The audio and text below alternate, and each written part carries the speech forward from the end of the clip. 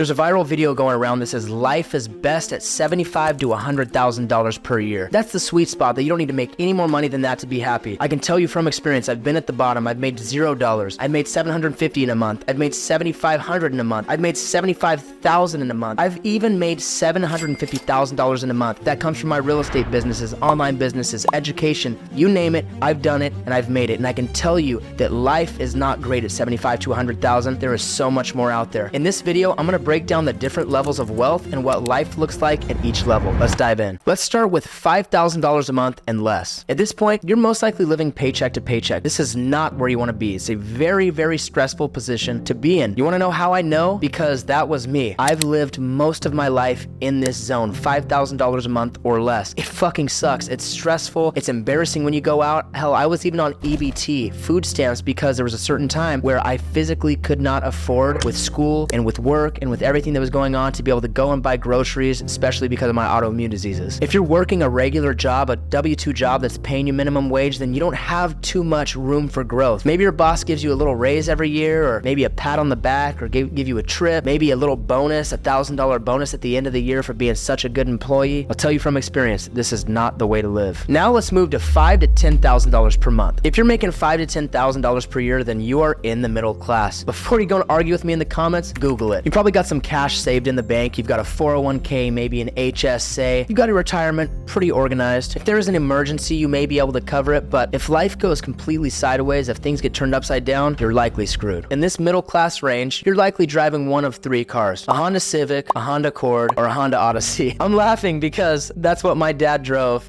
forever. That dude would put 350,000 miles on every single Honda Civic that he drove until one day he eventually got a Honda Accord. Most likely you've got a white collar job, something that's comfy cozy, and this is just your typical middle class America job. The 10 to 20K range may be even more deadly than the sub $5,000 range, and let me explain why. This is the range where something called lifestyle inflation begins happening to a lot of people. This is what it looks like. You're making $120,000 to $240,000 per year. You're feeling yourself. You may go get that new car, that BMW 5 Series or that shit. You're really feeling yourself, and now you're popping bottles in the club, knowing damn well that you shouldn't be buying bottle service and tables, wasting $5,000, $6,000, $7,000 in a Miami night. It is a total waste of money. Now, what are you doing? You're going to the Rolex shop, but you can't buy a new Rolex, so you're buying it gray market. So you're getting the gray market, Wimbledon, you're paying $5,000 over, paying $15,000 for a watch that nobody gives a shit about. Nobody cares about your car. Nobody cares about your watch. Nobody cares that you were popping bottles on your story. Nobody cares. And that is lifestyle creep. In fact, what really starts to kill people is rent. Rent, bottle service, and car payments are like the three-headed dragon that take the upper middle class or lower upper class, whatever you want to call this 10 to 20K range. It snipes them like damn Chris Kyle is in the pits. Before you started making this kind of money, you were probably paying $1,200, $1,500 for a room, a couple $100 car payment, paying, $1,000 for food. Yeah, you might be not saving too much money, but you're living within your means. Just because you went from 5 to 10K to 10 to 20K doesn't mean that your lifestyle needs to change dramatically. The way that you can really be successful in this zone and to parlay this into being way in front of everybody else, if you can maintain the same lifestyle as before and don't increase the cost of your living, live below your means, and reinvest all that extra money that you're making every single month into assets that pay you passively or pay you semi-passively, like I did with my real estate. I'll give you a great example. I wasn't just making a couple $1,000s a month. I was making hundreds of thousands of dollars a month, and I still lived with my parents until I owned 20 investment properties. It was a very tiny bedroom with just a bed and my computer, and I was working, and all of my friends and family are like, what the fuck are you doing? Why haven't you moved out? I'm like, look, I want to invest in assets so much so that with all of my money and with and keep all my costs so low that when it comes time to really go out and go fucking crush things, my lifestyle is paid for the rest of my life. I sacrifice that little bit of time for a bigger and greater outcome. And that's the lifestyle I think that you should be living. I try to lead by example by doing so myself. Here's the amazing thing though. I'm being hard on you. I'm telling you the 10 to 20K hasn't made it yet because, as the great Meek Mill says, there is levels to this shit. And now it's time to dive into the next level. The next level is $20,000 to $40,000 per month. I hope that I'm not losing you already. If I'm losing you and you're thinking this guy's crazy, he's talking about crazy numbers, customers. Look, I'll tell you a true story. When I started making, I got to my first $5,000 per month of online money. I met a guy that was making $20,000 a month online. I'd never even met somebody that made $20,000 in a month in my lifetime. In fact, I wasn't even making $20,000 a year before that. So it opened up my eyes, and then finally I get to this level of $20,000 a month. And you know what happened? I met a guy that was making $50,000 a month, and this just kept happening. I've met people that have made tens of millions of dollars in a month. Met a couple guys that have made tens of millions of dollars in a day. I tell you this because that was one of the most eye-opening revelations that I had about money ever. I didn't know that money like that was infinite, that it existed out there. I knew that we fucking printed it and put billions and trillions of dollars into the ethos, into the universe. Let's go back to this, $20,000 to $40,000 a month. This is when things start to get fun. $20,000 to $40,000 a month, now you can live a pretty good life, like actually very good life, and still have money left over to invest into assets like stocks, like real estate, like crypto, like businesses if you like to buy businesses. This is when things really started to change for me. What started to change for me here, I noticed, was food. I'm still extremely insecure about money. I remember what it was like to see my mom on a birthday go out to like an Olive Garden or like a Red Lobster. We'd pay like 80 or 90 bucks for a bill for the whole family. I just could see the stress on her face because I knew that how I was raised and how she was raised was you work a certain amount of hours to get paid a certain amount of money. I get nervous like that. I still deal with it, but the one thing that changed about money and my insecurity around money, I said, fuck that. $20,000 to $40,000 a month, I'm eating so good. It's gonna be the only thing I'm gonna splurge on every single month. I started buying pounds and pounds of ground beef for lunch every single day, the best ground beef I could find, 85.15, baby. And then I started buying a pound of steak every single night for dinner. On top of that, I don't check the bill when I go out to eat. I don't make my friends pay. I don't make anybody chip in, and none of that. So at this level, $20,000 to $40,000, this is probably when you're feeling like you made it. But like I said earlier, as Meek Mill says, there is levels to this shit. You're probably driving that G-Wagon. G-Wagon's dope. But I want to expand on this. So not the $20,000, but the $40,000 per month. $40,000 a month is when things start to get really, really fun. This, my friends, is the level that I call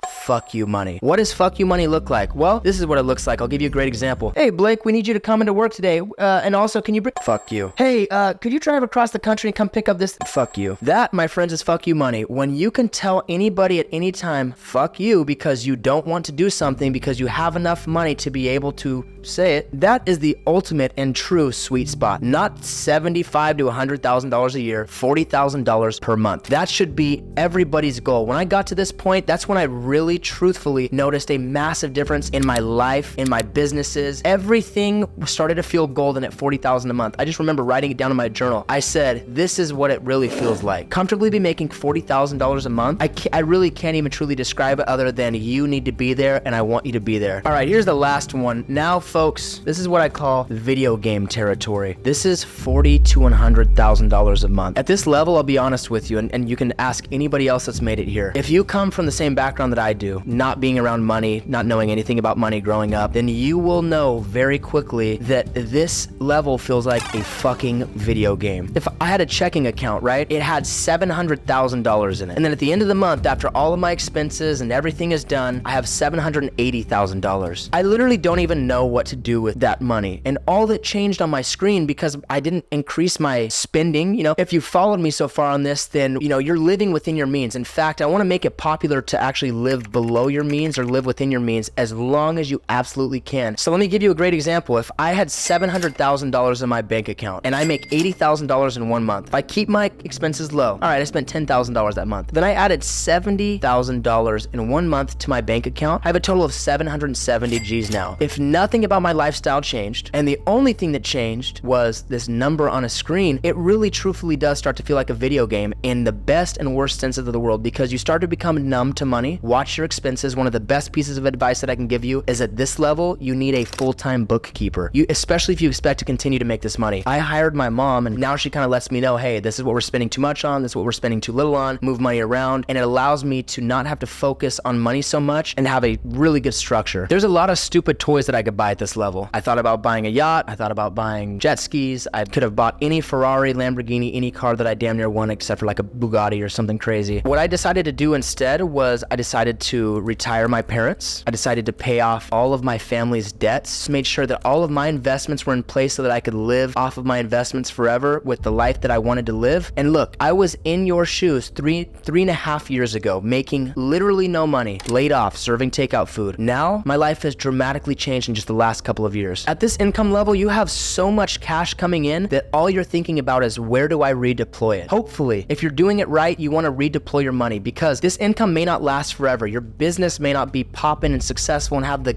energy that it does forever. So what you need to be doing at this income level is looking, where can I park this money to make it safe, to avoid taxes, because you can do that legally, to buy assets that are going to pay me every single month. And the answer that I found, which I can't find any other answer for, it's real estate. More specifically, if you want to make a lot of cash flow, then you're going to want to focus on investing into Airbnbs. Now, this is what I did. Now, in just the last couple of years, I've built up a $20 million portfolio. Does that mean that I own $20 million worth of houses? Yes, it does. Does that mean that I put $20 million down to buy these houses? No. I'm across my portfolio, I've put down about 30% in equity. I could have went and bought a lot of stupid shit with my money. Instead, I went broke. And you're like, how did you go broke if you were making millions of dollars, hundreds of thousands of dollars in a month? I went broke investing. I put all of my money that was coming in back into real estate, back into properties that are going to pay me every single month, that do pay me every single month. And now this Airbnb business is going to make over $2 million, or right around $2 million this year. And it's going to continue to grow. I just bought a hotel. I am buying fucking assets. I'm putting my money where my mouth is. I'm not changing my lifestyle. I'm not letting anything creep up. The only crazy stuff that I went out and bought was some watches, which have both gone up in value. And I bought 2 Rolls Royces. I'm able to deduct them from my taxable income using section 179 in the tax code. And that is pretty much it. Retired family, bought the cars and stuff for taxes, bought houses, saved money on taxes, have millions of dollars coming in now from real estate. And now I'm in a position where I could literally do whatever I want for the rest of my life, barring that the world doesn't fucking end tomorrow. Now, that doesn't mean that I'm out just partying and doing all this crazy stuff. Okay, I'm staying disciplined. Everything at this level becomes about experiences. It's no longer about the money. I literally don't care about the money anymore. I care about what experiences can I do. And I'll give you a great example. I had one of my best friends call me up. Hey dude, we were talking like, should we go to Formula 1 this year in Vegas? I'm like, Formula 1 in Vegas? I don't know anything about it. Fuck it, let's roll. How much is it? $2,500 a ticket, or we can go buy I go, how many people we got? I think 7 or 8. I'm doing the head count. I'm like, yeah, that's the boys. Okay, let's go have some fun. What's that weekend gonna cost me? $40,000, maybe $50,000? It's all right. I know how much money's coming in from my real estate. I know how much money's coming in from my other businesses. It is only about the experiences and not about the money. But I want to leave you with a warning. If you don't have that asset portfolio, if you don't have guaranteed income coming in, whether it's passive, semi-passive, whatever it may be, whether it's businesses, real estate, or any other asset, then you can't go splurge on all these experiences and act like money doesn't matter, because it is dwindling down. If you're somebody who wants to get started in this Airbnb world and you don't want to pay for anything, look, I was there too. I decided to make a free asset for you. It is a 100% free step-by-step guide of my journey that I followed to go from $0 to $2 million a year on Airbnb. If you hit the link below, you can download it. I attached a free little mini video course with it. Watch it. Let me know what you think. Otherwise, I'm Mr. 4 to 8. They also call me Mr. Blake Rocha, and I will see you in the next video.